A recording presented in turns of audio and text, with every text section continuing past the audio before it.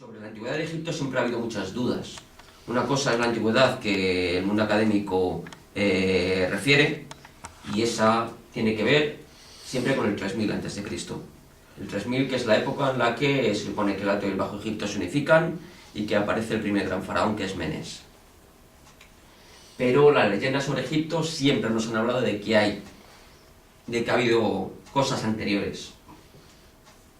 Lo que pasa es que son cosas anteriores pues que tienen que ver con cosas que hoy día pues podrían parecer un poco de frikis. Y tendríamos que empezar a hablar de atlantes, y tendríamos que empezar a hablar de extraterrestres y de cosas así. Entonces, como son cosas que no son muy serias, pues mejor no hablamos de ellas y tal. Pero vamos a hablar de ellas. El comienzo de la civilización occidental se dice casi por convención que se produjo en Grecia. Mentira. Los mismos griegos decían desde el principio que el origen de todo lo que era Grecia se lo debían a Egipto. El origen de sus dioses, el origen de su arquitectura, de toda su cultura, de su filosofía, todo procedía de Egipto. Los mismos griegos lo decían. Pero sin embargo nosotros, como occidentales, hemos establecido que Grecia es el origen de nuestra civilización. Hay muchísima información que nos habla de ese otro Egipto. De un Egipto que no es académico, que no es científico, pero que nos da posibilidades de pensamiento bastante curiosas, sobre todo con temas de que cuando cambiamos la antigüedad de algo, cambia radicalmente la historia planetaria. Porque si pensamos que en Egipto hace miles de años ya había civilizaciones realmente inteligentes sobre sus tierras, pues resulta que la historia del planeta cambia radicalmente y todo lo que pensábamos se vuelve distinto. El periodo neolítico ya en Egipto sobre el 5000 a.C., el neolítico. Teóricamente Egipto siempre ha tenido dos zonas, el Alto y el Bajo Egipto. Sin embargo, a pesar de que las informaciones, digamos, académicas y oficiales son uniformes, siempre hay anomalías, es decir, cosas que nos hacen pensar que la historia fue de otra manera. Y son anomalías que están tanto en piedra, como en papiros, como en construcciones. Los egipcios, esta imagen es de una peli que se llama Stargate. No sé si os suena. Sí, la he visto varias veces.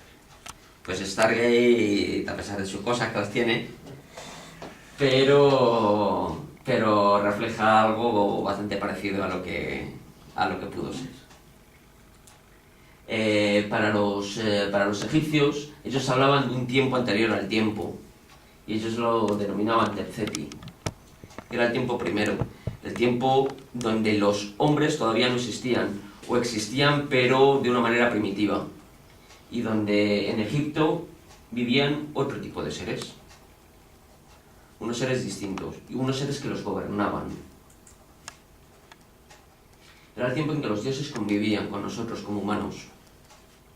Y pongo nosotros como humanos, pero bueno, nosotros en el fondo también somos ellos, ¿no? Cuando hablo de Neteru, explora lo que significa es dioses. En realidad, en muchos jeroglíficos aparece sobre todo Neter, que es el masculino singular, ¿no?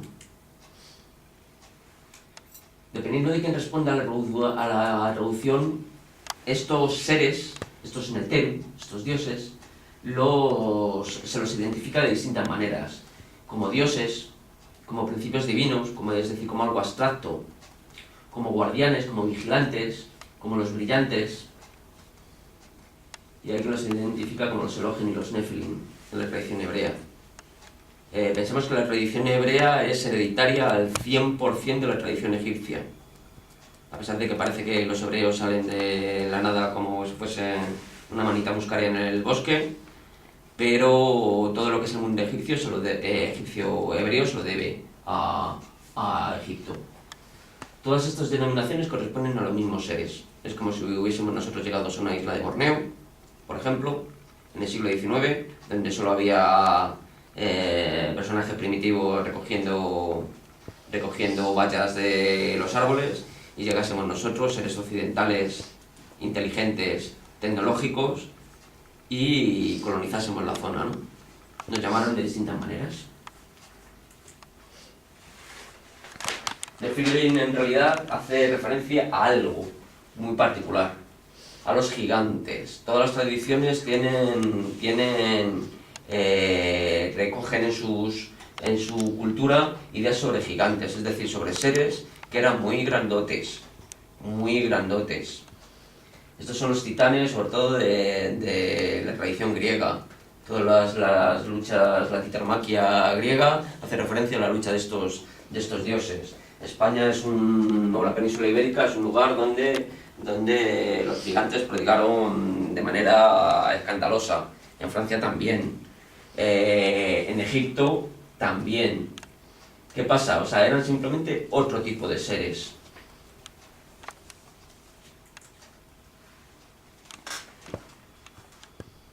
Y aquí empezamos ya un poco con las relaciones. Los egipcios llamaban tierra de Senat a una tierra que es la que nosotros conocemos como Sumer, ¿no? Y era la que ellos llamaban explícitamente como la tierra de los vigilantes, es decir, de los seres estos, que son los que en los textos bíblicos se nos llama Elohim. Elohim es un plural. Cuando en la Biblia se habla de Elohim, nosotros lo entendemos como si fuese un símil de Dios. Sin embargo, no es Dios, es dioses. Eran los Elohim. Quiere decir que a Egipto llegaron estos dioses desde Sumer.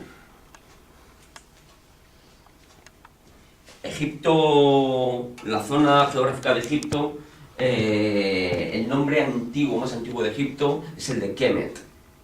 Es el nombre real y es el nombre con el que se conocía Egipto durante miles de años. Egipto es una manera de nombrarlo relativamente moderna. Bueno, relativamente moderna, no muy moderna. Se la conocía directamente como la Tierra Negra, ¿no? Quizás por el tema del Nilo. Entonces, lo que nosotros conocemos hoy día de Egipto es un Egipto muy posterior. Un Egipto que en realidad es de los últimos 5.000 años. Pero no quiere decir que en Egipto anteriormente no existiese nada. A diferencia de lo que ocurre con otras culturas, la egipcia de época dinástica o histórica no se formó poco a poco, sino que simplemente hubo un momento en que apareció.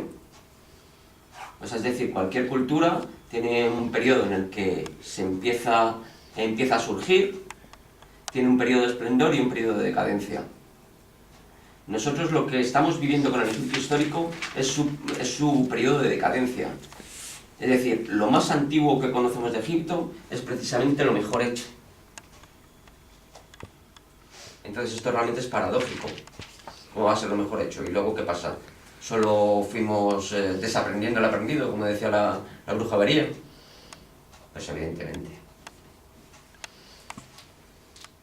Todo en Egipto simplemente aparece. La estética tan característica del pueblo egipcio, que no la vemos en un lugar planetario, con matices. Su religión, la jerarquía de sus dioses, todo simplemente aparece. Y esto evidentemente puede tener dos soluciones. Una que si no evolucionan naturalmente, como todas en el planeta, o como casi todas en el planeta, tiene que ser porque vino de otro lugar. Y evidentemente vino de otro lugar. O dos, que sí evolucionó. Pero si evolucionó, y nosotros tenemos en cuenta que lo que estamos viviendo es su periodo de decadencia, es decir, que vamos a peor, quiere decir que su proceso de evolución tiene que ser infinitamente anterior. Y si es infinitamente anterior, nos estamos yendo a muchísimo tiempo antes. Muchísimo tiempo antes. ¿De dónde vino? Pues ya lo veremos, porque Egipto lo que tiene es que en Egipto han pasado muchas cosas distintas en periodos distintos. Y en esos periodos siempre han influido esos Neteru. Pues algunas imágenes que acompañan a alguno de esos libros, ¿no? Como veis ahí, estos son en tumbas de los Ramsés. Parece que están ahí con escafandras.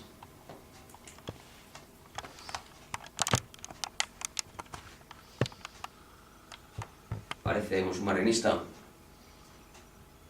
Esto es pues aproximadamente de 1300 a.C., por ahí.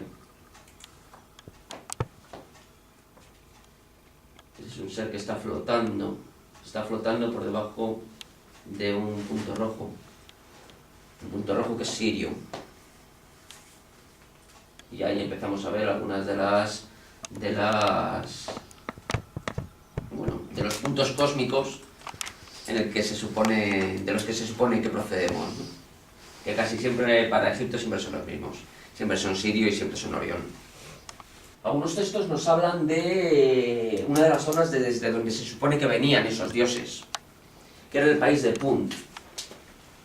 Este país de Punt la reina Hatshepsut mandó una expedición al sur de Egipto, porque se sabía que el país de Punt estaba al sur de Egipto, a pesar de que no se sabía exactamente dónde, ¿no? No se sabe muy bien a dónde llegaron. Donde llegaron probablemente fue al Cuerno de África, a Somalia, Eritrea, y esa gran expedición fue recordada en los muros de un templo tremendo, que es el templo de Dir el-Bahari, sí, que está dedicado a Hathor precisamente, y es el templo de la reina Hatshepsut, que si vais a Egipto es fundamental verlo, ¿no? ¿Qué pasa? Que los egipcios reconocían que algunos de sus dioses habían venido del sur. El tema era saber desde qué punto del sur. Esto es un dibujo del templo de Dir el-Bahari. Entonces, ellos llegaron hasta aquí, hasta la zona de Eritrea, ahora tan devastada por el hambre. Y llegaron incluso hasta un poquito más abajo, hasta Somalia. Eran las zonas a las que llegó esa expedición de Hatshepsut. Sin embargo, el origen más remoto del país de Punt estaba muchísimo más al sur.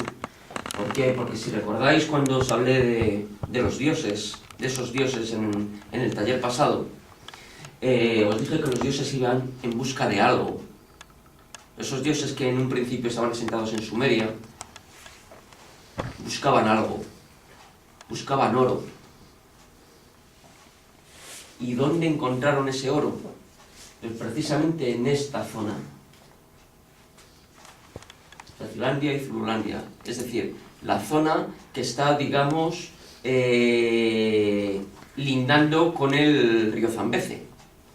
Es decir, la zona que está pegada a Madagascar. De textos que son, yo los llamo mágico-iniciáticos religiosos, pero bueno, son textos que nos hablan de otra realidad y de cómo alcanzar esa otra realidad. Sobre todo tiene que ver con tres tipos de textos: los de las pirámides, sarcófagos y el libro de los muertos. En realidad es el mismo texto, o un texto parecido. En realidad luego lo veremos un poquito más en profundidad, pero bueno, el texto de las pirámides es el más antiguo, está recogido en varias paredes de pirámides de la quinta dinastía.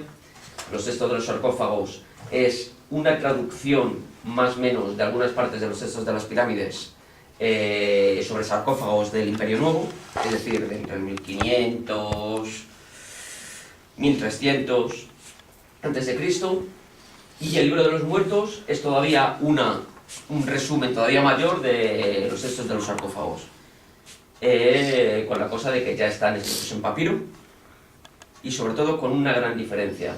Los textos de las pirámides todos estos textos son textos de trascendencia, es decir, que nos están hablando de que hay otra realidad a la que se puede acceder, otra realidad. Y la gran diferencia viene marcada porque para los textos de las pirámides, los únicos que podían trascender esa realidad eran los dioses. ¿Por qué? Porque los textos de las pirámides son los más antiguos y son los que hablan de los dioses que eran realmente los únicos importantes en la antigüedad. Los textos de los sarcófagos, ahí tienen que ver de los faraones, porque los faraones son humanos, pero son los descendientes de los dioses. Y utilizan algunas de las fórmulas que se supone que utilizaban los dioses, pero para ellos. Y los textos de los muertos es la democratización de la trascendencia. Es decir, que ya casi cualquiera que tenga dinero puede acceder a la trascendencia. Por lo tanto, cuando vemos el libro de los muertos, generalmente ya es un texto totalmente, no voy a decir desacreditado, pero bueno, está ya prácticamente destruido. El origen es este, los textos de las pirámides. Y esos textos de las pirámides están sobre todo en pirámides de la Quinta Dinastía. La de Unas, por ejemplo, en pirámides como la de Unas.